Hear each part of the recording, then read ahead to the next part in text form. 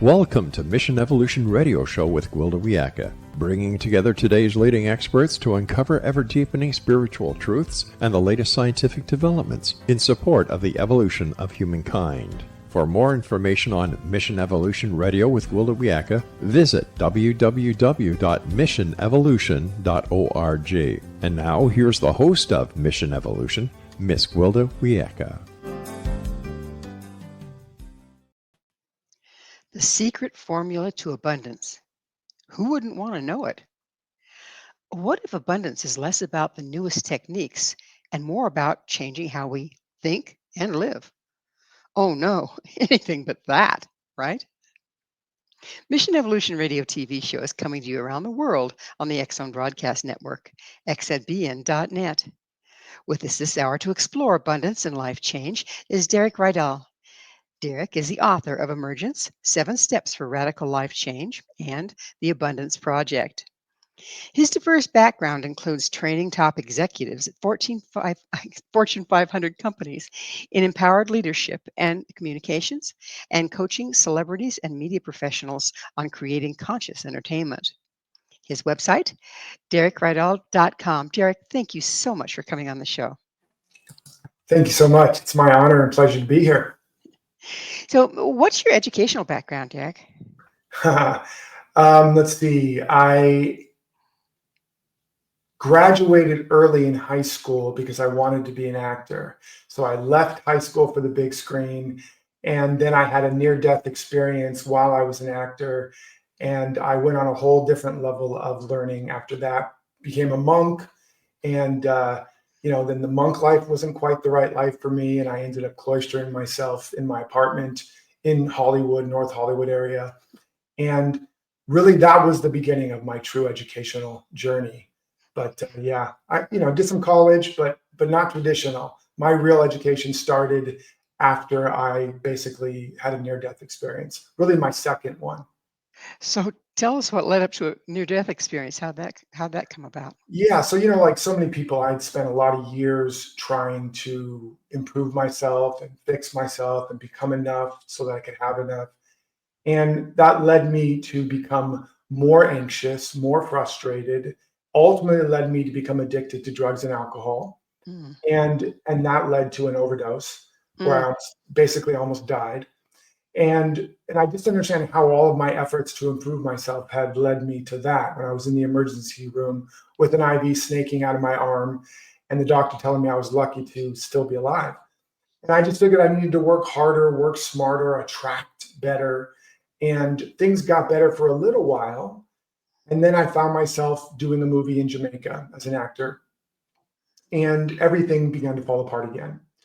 And I went diving in a coral reef, and I would just remember praying to get lost from everything above. So my first tip, kids, be careful what you pray for, because it's powerful stuff. I got lost, very lost, and ultimately trapped in what looked like an underwater booby-trapped tomb out of an Indiana Jones movie, and surrounded by fire coral and rows of spiked coral that would skewer me if I breathed too deeply, if I lifted my head out of the water, if I tried to swim down. I was really, truly trapped.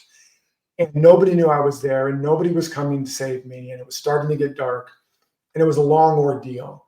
And at a certain point, I tried to bargain with God, with the universe. I promise if you get me out of this, I'll go to church. I was trying that, let's make a deal. And the universe was not playing let's make a deal. And there was a moment where finally I knew I wasn't going to make it.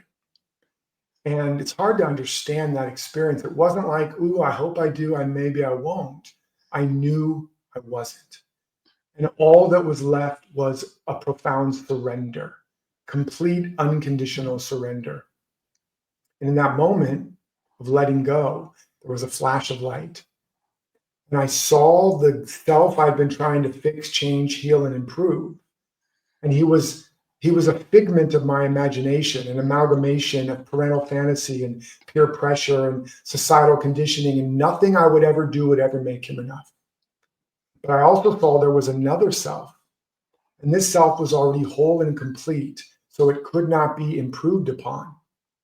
And it had never been damaged or broken So there was nothing to fix. And in the next moment, I was standing outside of the reef on top of this little block of coral that I couldn't see from where I had been underneath. And I suddenly could see this was a metaphor for my life. I'd been swimming through this maze, following all these brightly colored objects, and was drowning, gasping, metaphorically and emotionally. And in this moment, I suddenly understood everything was shimmering. And I knew something had profoundly shifted in me. Humpty Dumpty had fallen off the wall, and there was no putting it back together. I was able to swim over the other side and go free. But again, the guy that swam out was not the same guy. And after that moment, that's when I pulled out of society. I went to a monastery, tried to become a monk. Did not work out so well eventually, fasting and silence. And I went a little crazy, broke into the monk's kitchen to steal food at one point, had a crazy out-of-body experience, first time ever, and kind of like ran out of the monastery, deciding that was not for me. But that's what started my real education, my real journey of what happened to me and who is this self that I touched. And I began to see that, which I'm sure we'll get into, because it really is behind the secret to the wealth, the abundance, the success, and all the things that unfolded after that. Because I was broke, I was broken. I was leaving suicidal. I was living in a one-room apartment, living off mac and cheese. After this experience and what I learned from it, which I eventually coined the law of emergence, my whole life began to unfold in the ways I wanted and ways I could have never imagined, but without the same level of struggle and efforting that I had before. That's quite the story. Yeah, it was. How do you, so where do you get your information at this point? Well, I'm an avid student of history, and I read, 50 plus books a year, and I'm a deep student and deep researcher. But the most important information, the stuff I mostly teach, most of my research is more of a corroboration of what I've already seen through this journey of inner education. I would read the great ancient texts, the great spiritual texts. I could not understand them. After that experience, I went back and I would read them, and suddenly they all made sense. And not only that, but I could see they were all fundamentally saying many of the same things. And so yes, there's still a deepening, but most of all the texts of transformation are either saying the same thing to me, or they're kind of at a different level, right? They're more at the level of trying to use quote unquote spirituality or mental or metaphysics to make stuff happen. Whereas what I discovered is the deepest spiritual teaching and truth is everything is already here. It's already within us and all around us. And you can't make it happen, but you can make it welcome. And I'll use one quick analogy that was what came to me during that period. I was in nature and I saw a seed. It was an acorn. And I saw that the oak tree, the pattern of the oak is already in that acorn. And in the quantum field, the whole oak is there. The whole frequency of the oak is there. And so you cannot make that oak tree happen. When the conditions become right for that pattern, the oak emerges. When there's alignment. Or put another way, your favorite music is playing right now, but we can't hear it. It's right here in the field. And if you tune the dial of a radio to that frequency where that music is playing, that station becomes manifest. Or as I like to say, you have a manifestation, right? So the music is already playing, the music of the spheres, the beat of abundance, the symphony of success, wholeness, wellness. It's already here. And this is what all the great master teachers were teaching. And that's what I suddenly saw in that blinding moment. And then spent the next decade trying to figure out what I saw and put it into practice, what to do with it, and actually to embody it in real world experiences. So given that, would you define abundance as we're going to be speaking of it here? There's a lot of different ways to look at it. Yeah. Well, abundance, first of all, is the nature of life. Look around you. Everywhere is abundance. As the one master teacher, Jesus said, I have come that you may have life and have it more abundantly. The abundance is everywhere. But the manifestation of abundance in nature, and the same with us, is not how much comes to you, but about how much you can allow to come from you and through you. The fruit tree's demonstration of abundance isn't that a bunch of birds like Cinderella fly and hang some fruit on its branches like a Christmas tree. The demonstration of abundance is the emergence of what is already in the tree. When the flower blooms from the seed of a rose, that's abundance. And so real abundance is the full flowering and flourishing, allowing of what is already innately in us. It's not about an amount or a quantity as much as it is a quality of fulfillment and full expression. So rather than chasing after abundance or trying to work it, trying to make it happen, we're bringing ourselves to the frequency where it already exists.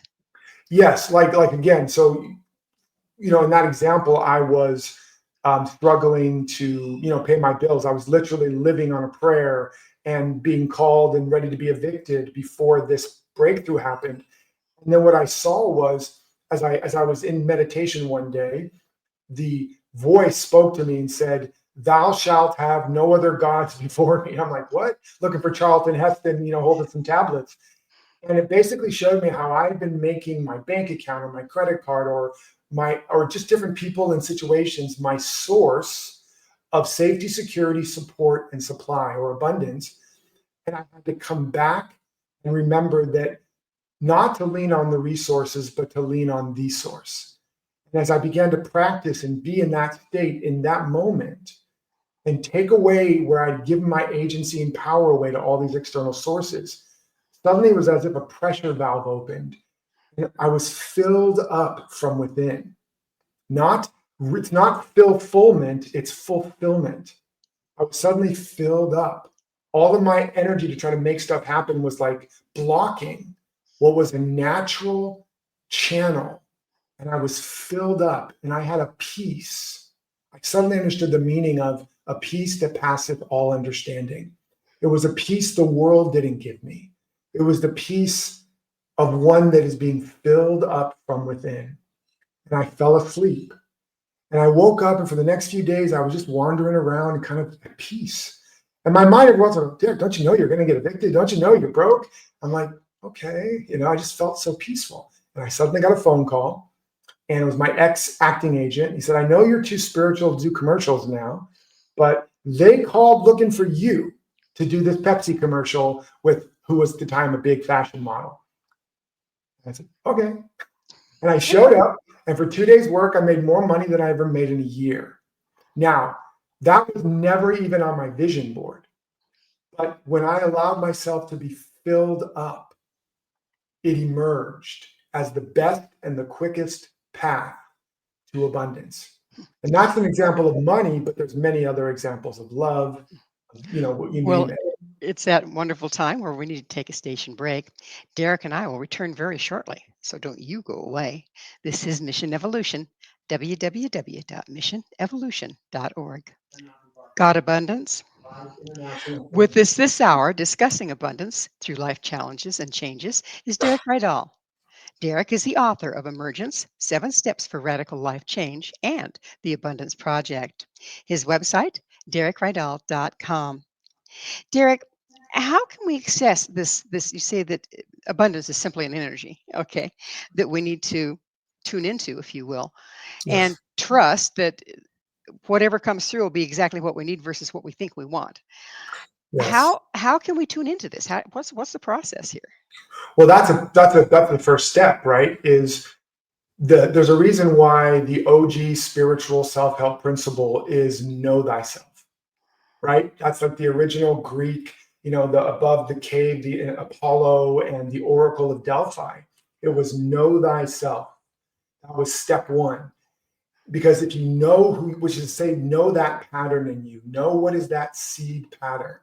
If a gardener is planting a seed and she doesn't know what that seed is, it's going to be very difficult to know what are the right conditions for that seed so that it is congruent, so that it flourishes and it flowers. You might give it sunlight and it needs shade, or vice versa. So the first step is we have to know ourselves. And as we know ourselves, we're asking, what am I really made of and made for? What is it in me that's trying to come out? And there's also a saying in Proverbs that says, where there is no vision, the people perish. And so if we don't know who we are and where we're going, what we're really meant to be and to do, then every road is going to get us lost. And we're going to be trying to be a lot of things that we're not. Like in my example, that false self that I was trying to fix, change, heal, and improve, and the message was, you'll never do it, it's impossible, is because it wasn't me. It was my parents' idea of me, my friends, society. I had made up a false self. And when it comes to nature and the natural process of abundance and emergence, if you try to make an acorn an apple tree, you're going to fail. Nobody can make an acorn an apple tree. Jesus could come down and pray. That's never going to become an apple tree. And so we can never become what we're not. We can try and we can struggle, but our experience will be resistance, crises, challenges, and problems. And we'll think that life is against us or what's wrong with me. But really what's happening is we're trying to be something we're not, or we're resisting being who we really are. So the step one is we got to know ourselves. We got to tell the truth about what we really, really want, not just what we think we can have, not just what we think we should do, not what we think will make others happy, but what deeply do we want to be, do, create, and contribute. And then we have to do the work to bring ourselves into integrity with that. It's like tuning that dial. So it occurs to me that part of the problem is we don't know what we want. Exactly. That's a big problem. I've worked with hundreds of thousands of people, and it's like the number one problem. A lot of what we think we want are solutions, made up solutions to perceived problems that may or may not even be there. Yes. And so knowing thyself is the first step, but what about knowing your patterns, knowing your damage? Exactly. So see, the know yourself isn't just, it's a process, right? So as you start to really sincerely want to know yourself, because let's be very honest, there's a joke about the guy that's lost his key and he's outside in the dark looking under the street lamp for his key. And the neighbor comes by, helps them. An hour later, the neighbor's like, where'd you lose it? And the guy says, well, I lost it inside, but the light's so much better out here. So the problem is we don't really want to know ourselves because it's kind of scary and we have not been taught. But yes, the first step is to really know, what do I really feel? Like in any moment, you can just stop and say, what am I really feeling about this? And then you can ask, if that feeling had a voice, what would it say? And you'll start to hear things. And you can ask, what's the voice in me that I haven't been willing to hear? What's a feeling I haven't been willing to feel? What is trying to happen that's calling me to take action that I don't want to know about? As you begin to ask those kind of questions, you will start to know what's really going on in me. And then as you say, well, what do I really want? Let's say I want to have love and health and abundance or a successful business, whatever it is. As you're doing this work to have an expanded awareness, another word for this is metacognition. It's the ability to think about what you're thinking about, to look down in your mind and your emotions and see what's really happening. You'll start to see, here's what I want, and here's my beliefs and stories and patterns that say I can't have it, I shouldn't have it, it's impossible. So I have my objective, and now I can see the obstacle. And once you have that expanded awareness, you actually have the beginning of free will. Until then, you have free won't. It's just resistance. You get to be a puppet. Exactly. So what is it inside, or that we perceive that is inside, that we're so afraid of? Because I know this fear. I've felt it myself. Like, Yes. oh, if I look too deeply, I'm going to find out I'm all the things that I hate.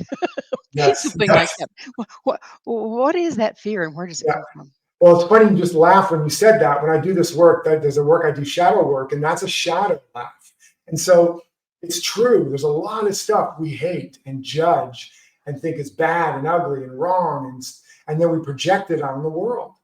And then we see people we don't like, we hate, we judge, they trigger us, but it's all a projection of an unintegrated part of ourselves. But the really good news is that that thing you hate is actually containing gold. It contains real wisdom. What does a plant grow out of? The dirt. The dark, dank, smelliest dirt is the best. That's the most fertile soil. What did Jesus say? Love your enemy. Where did he say the enemy was? The enemy is in your own household. So inside of us is the enemy, is the problem. And we've been thinking we got to fix it, change it, heal it, get over it, ignore it, cut it away, or stop the projection of it out there called the bad people. But actually, if we just meet it with understanding, if we just hear it and hold it, we can heal it. And healing it doesn't mean turning our stupid self into a smart self. It means understanding that the stupid self, when you love it and understand it, is the student self. It's the part of you that does not have the answers and never will. And then when that gets to be integrated in your heart, you can stay curious, stay a student. And suddenly all of this potential wisdom and adventure begins to move through you that wasn't possible before. So as we become whole by integrating all these parts we've been ignoring, denying, and judging, we create the structure and the channel for life to flow through us more. And that's one of the most important pieces that allows us to begin to blossom and for abundance to show up. So we all have these tapes, things that run in our mind about the way life is, the way we are, this and that. And for the most part, it's kind of running back there and we don't notice it. Right. How important is it to bring these forth and figure out where they came from? Do they have validity? And dismantling them if they don't? How important is that? Well, again, as I said, the first step in really having agency and sovereignty, which is our divine birthright, is we do have to know what's running us, right? As I said, without expanded awareness, you do not have free will. The atheists and scientific people are right. There's no free will. Most people are afraid of the robots coming to replace us. I have good news, bad news. The robots have already replaced most humans. Most humans are just robots being driven by these programs. But when we get expanded awareness and we start to see it, we start to have choice. And then we can choose not to react to that belief, to that fear, to that story, which is all part of the simulation of our mind. And we can instead choose, I feel you, I hear you, like the kids acting up and throwing tantrums, and I don't want to go. No, you can't make me. And you're like, I hear you, honey, I love you, but you're still coming. And like you put them in the back seat, give them an iPad, a video game to play, and you go. So it's like, what do you want to create? What's the life you want to be? Who is it that you want to be? You feel the fear, you feel the doubt, you feel the judgment, you hold it, and you still can take the step. And so you start to discover that as you do that, it's not about fixing. It is about giving it space, hearing it. These are parts of you that somewhere in your timeline, they didn't get heard. They didn't felt seen. They didn't get understood. And so they're still hurting and they're stuck at that point in your development. So when you meet them and you see them and you hear them and you hold them without trying to fix them, they relax. They reveal their gift and they stop throwing tantrums and blocking and stopping and sabotaging you. And they become part of your team. And you have a crazy team in you. But when you get them all back on the team, on your side, the things you've been trying to make happen or get, you discover you've already got. You feel more whole, you feel more complete, you feel more empowered. And then it unfolds. That pattern in you gets the life and the energy to do what is needed. The inspired thinking, the compelling right action flows through you, and your life begins to flourish and to unfold. Now, there's one other little way in which knowing your life story is valuable. For all of you people that want to be teachers, speakers, authors, healers, entrepreneurs, creators, change makers, whatever, you want to make a difference somehow. The journey you've been through, the workshop you've been living is the workshop you're meant to be giving. I call it the life code. So the challenges you've been through, where you've turned the poison of your past into the medicine of the present. As you understand your life story, not as a problem, but as a journey of developing certain gifts, talents, and abilities and embodied wisdom, and then you embed that in your life, in the way you live your life. As Gandhi said, my life is my message. As Gandhi also said, become the change.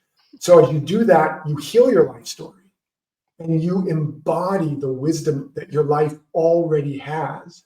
And you become the change you've been looking for, and you become a light in the world. So the it sounds like the process of socialization fragments out these parts of us, and we Yes. judge against them. And then it's Yeah. our job to go back in on a treasure hunt, if you will, Yes. face the pain of that loss, Yes. and then reintegrate the part of ourselves that we've become disconnected from. Am Yes. I following so far? Absolutely. And it's a brilliant way to say it. Go ahead. Was there more? Yes. My question was, do you need a mentor to do that, or are you your own mentor? I mean, that's pretty deep inside work. It is Does it deep help to inside. have a mentor? I mean, that's my honest experience was I tried for 10 years to do it on my own, piecemeal it. And there's certainly a value. There's some periods of our life we have to go into the desert for 40 days and 40 nights. We have to go into the cave, metaphorically speaking. We do ultimately have to figure it out ourselves, even if we have a mentor. If you meet Buddha on the road, shoot him, kind of thing. But there's a moment where you can't go any further on your own, is my experience. And the idea of mentor, it's an archetype, it's a principle, just as community is.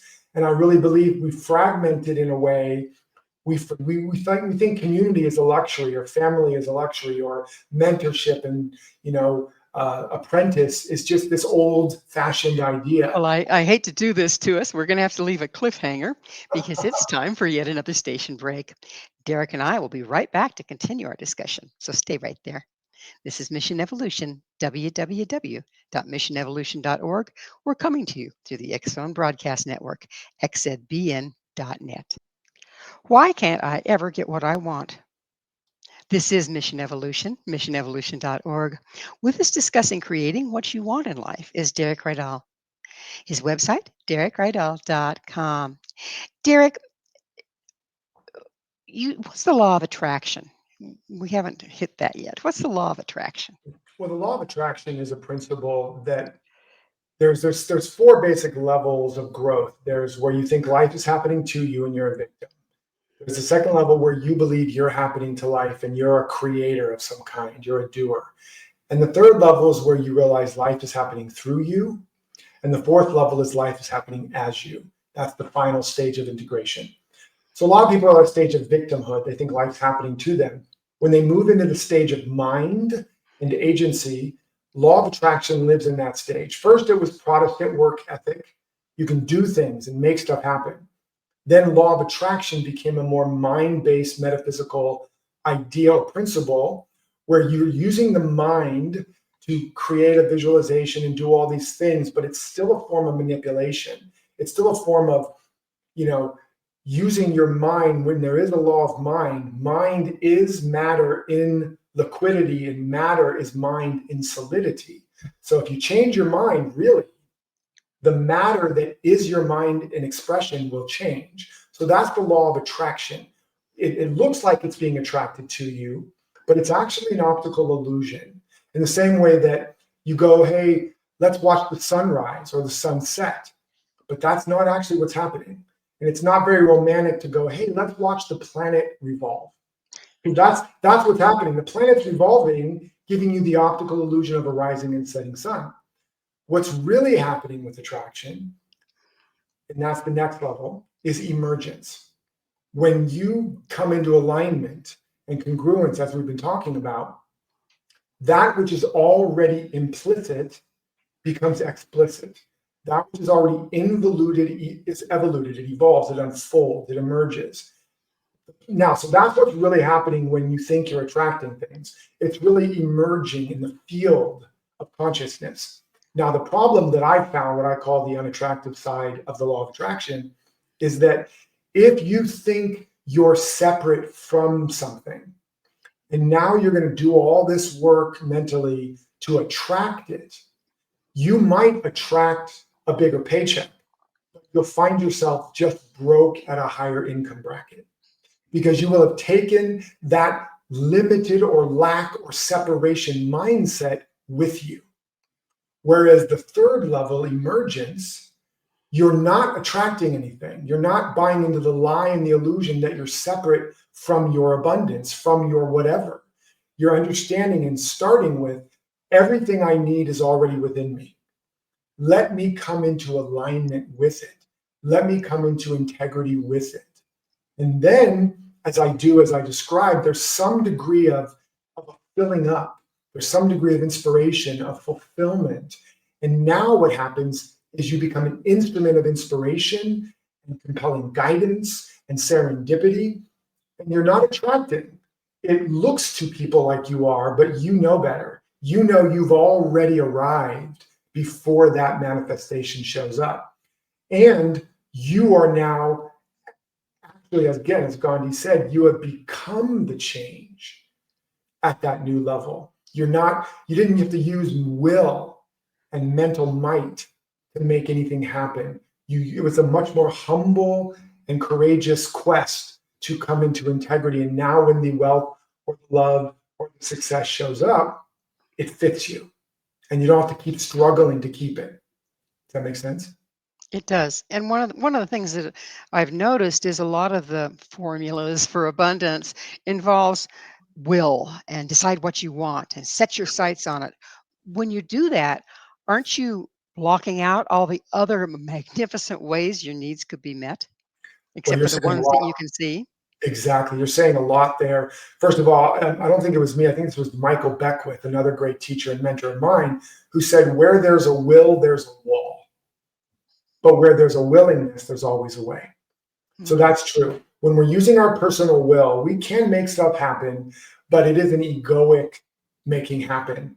And it may or may not be for our ultimate highest good or the highest good for everyone, right? Because we're really not separate individuals. We're part of a larger ecosystem. And all the unsustainability we see in the world, the polarization, the fragmentation, the ecological devastation, whatever, is a byproduct of a bunch of false separate senses of selfhoods willing their way around and maybe or maybe not having anything to do with the bigger idea, the bigger plan. So yeah, and from a personal level, when you are willing to get in touch with that space we've been talking about, yes, you can start with what you want, but know that my greatest idea of what I want, God is like, oh, that's so cute, kid. Nice start, but you didn't see nothing yet, right? And so it's okay to start there. It's a way to get a frequency, to get an energetic, and then to come into alignment with it. But then you have to be available to the adventure. Life is not a problem to be solved. It's an adventure, a mystery to be lived. And if you look at your life at the best things that ever happened to you, I bet you'll find that many, if not most of them, were not planned, were not on your vision board. You didn't fall in love truly because that was exactly the type of person or the right thing you thought, right?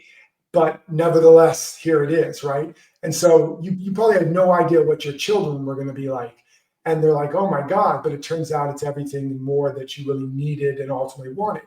So I like to say, plan your life as if you're doing all the work, but then live your life as if God is.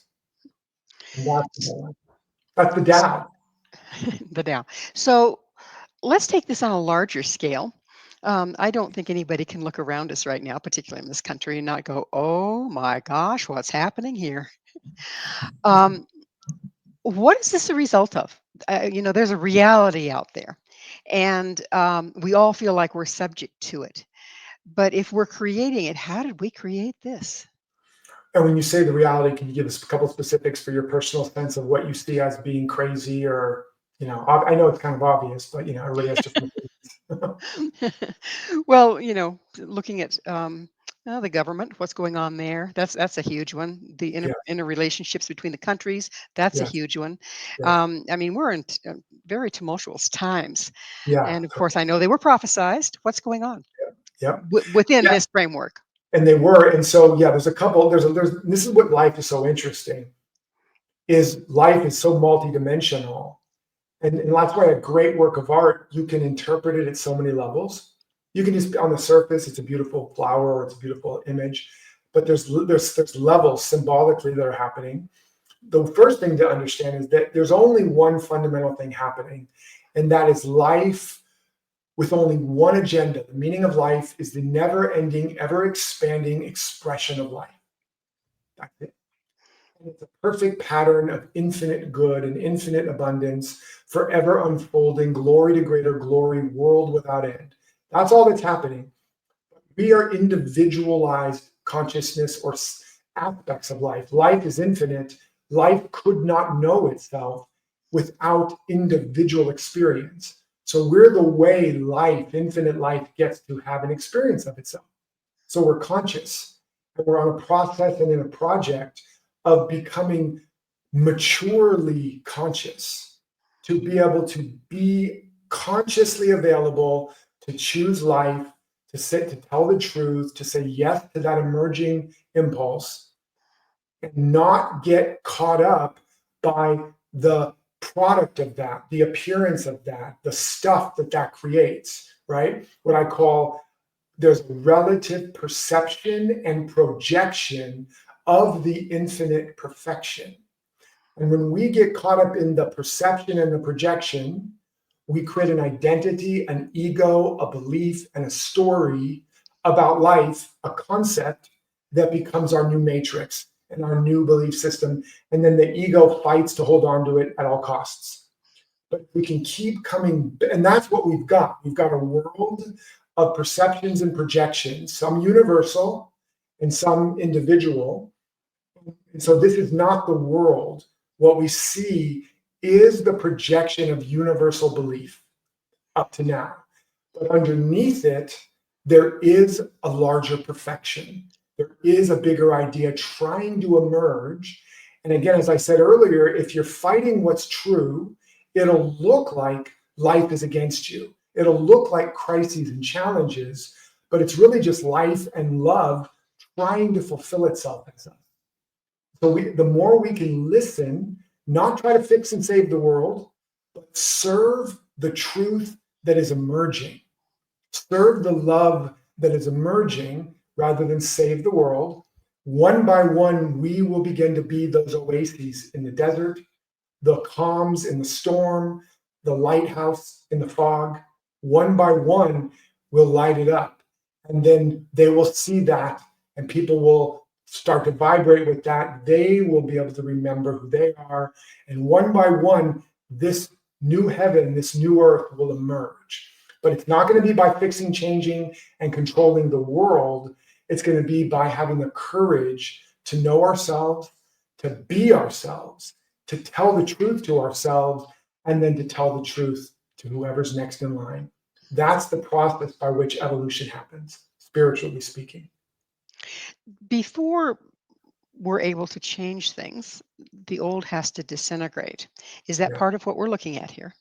absolutely. So, we talked about the acorn. That acorn, if it had self-consciousness like we do, it would believe it's a nut. And it would just want to be the best nut in the forest, right? And when it gets planted in the dirt, what is that? That's literally a tomb. We put the little seed into a little tomb where it dies. But then what resurrects? The tree. So the journey and the process of creation and growth is a never-ending journey of death and rebirth, creation and destruction. But it's not death and rebirth like the day you were born, you call your birthday, and the day you die. That's why Jesus said you must die daily and be reborn again. Not once, over and over and over again. But what are you dying to? You're dying to your identities, to your beliefs, to your opinions, to your concepts. When you grow spiritually for real, you constantly have to kill off the God you had yesterday, because You had a God you were praying to one day, and the next day you have a realization there is no such God. And it's pretty scary at first, but then you have to let that childish idea of God go. And just like a child has to let go of the childish idea of I need mommy and daddy to make me safe, there's a death. And so we have to keep letting go of our beliefs, our opinions, our concepts. And when we're hitting a crisis or a chronic problem, the message isn't that you're bad. The message is you're trying to survive in a world concept that is too small for who you really are now. Something's trying to emerge. And that's what's happening in the world en masse. All the conflict and chaos is in part we're trying to hold on to old ideas and something else is trying to emerge. And that's where the prophet comes along. That's where the seer, the statesperson, the true leader comes along, throughout history. Is often in times like this. Well, we can sure use them now. But one little thing I'll say, the difference is it's not one leader. Oh, go ahead. It's time for another station break. Please stay with us as Derek and I continue to explore obtaining abundance. This is Mission Evolution, www.missionevolution.org. We're coming to you on the X-Zone Broadcast Network, xnbn.net. Success. How do I work it? This is Mission Evolution, missionevolution.org. We're continuing our discussion with Derek Rydall. His website, derekrydall.com. Derek, we have concepts of what success looks like, and we set our goals, and we feel successful if we reach them. What do you have to say about that approach? Wait, say that like that. You're funny with your big giant questions. Like, what do you mean exactly? Like, say that one more time. Okay, so we want to be successful. Okay. Right. But we're not sure what that looks like, but we have some idea. We design what successful looks like. Right. And then we set our will and stay focused and we try to succeed. Yes. What's wrong with that approach? Well, again, like I said before, there's nothing wrong with it. It's all about steps and stages.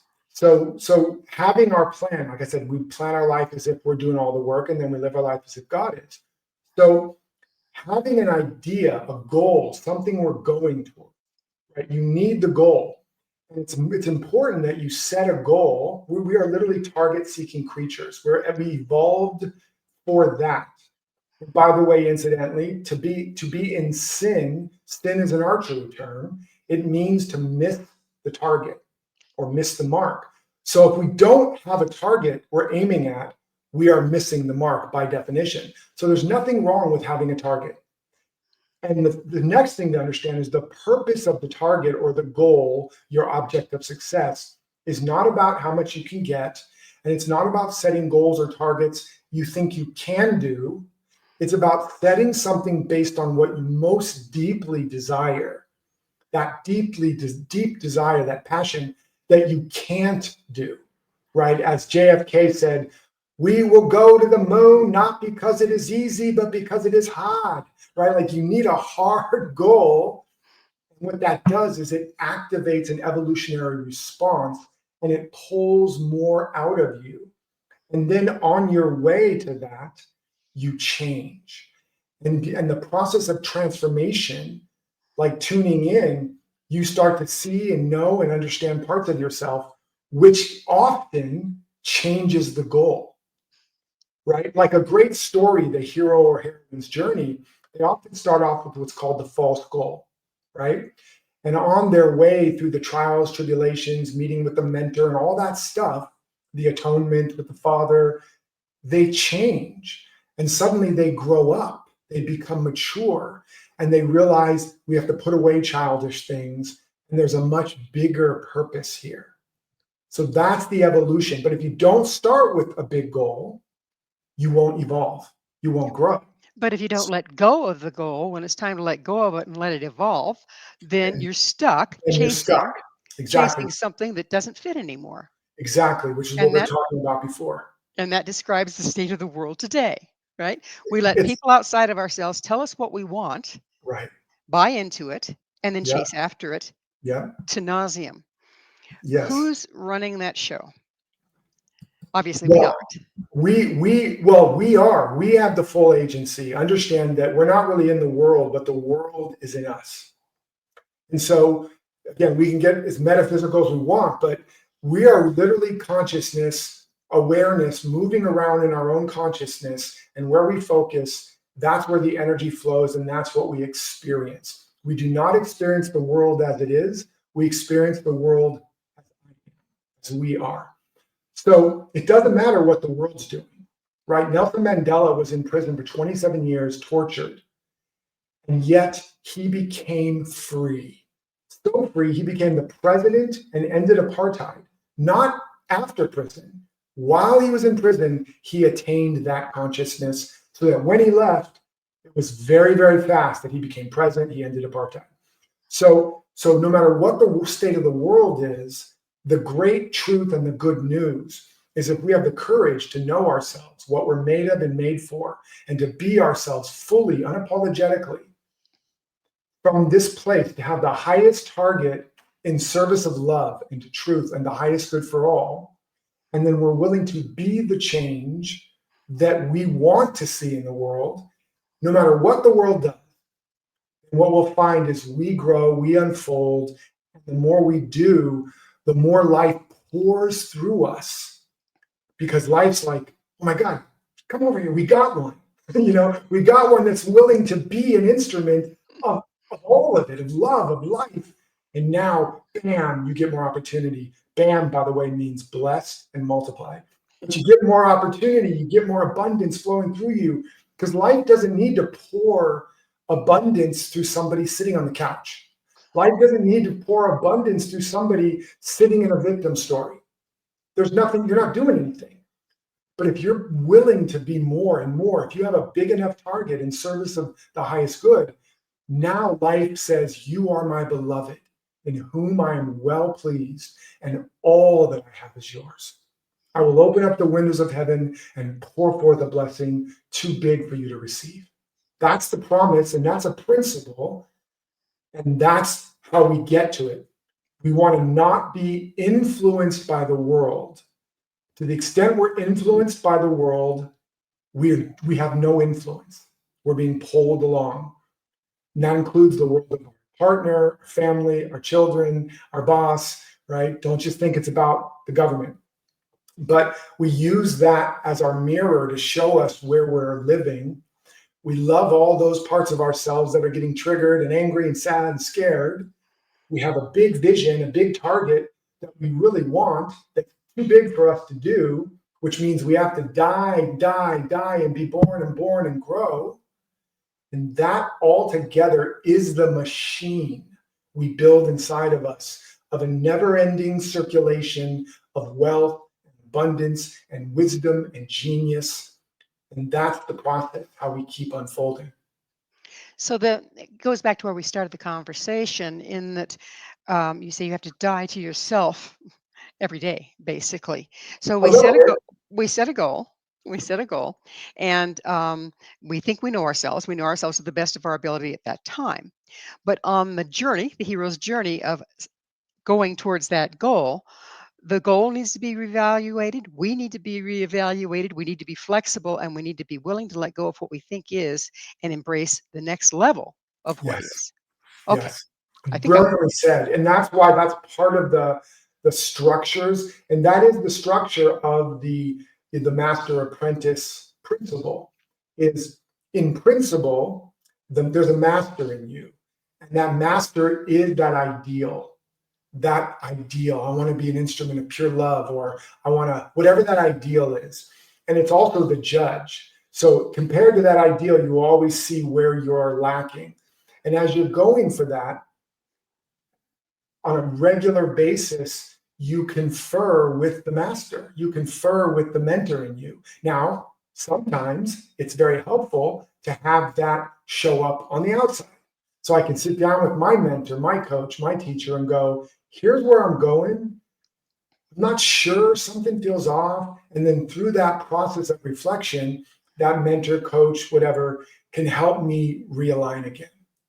But eventually you also, you internalize that mechanism of a constant what's called successive approximation. And as you're assessing, where am I? Where am I going? Oh yeah, let me get back on track. And then you get knocked off. Where am I going? Oh yeah, let me get back on track. And again, it evolves. It's not that the purpose evolves, it's that your perception gets clearer. And as your perception purifies, because you're going for it and you're letting stuff go, you see more clearly what the goal is, what the purpose is. And it's a never-ending process of purification. So that goes right in with life purpose. We have a life purpose. It might remain the same, but how we relate to it and how we live it evolves and evolves and Exactly. evolves. Exactly. Is there can we choose our pacing, because this is intense work?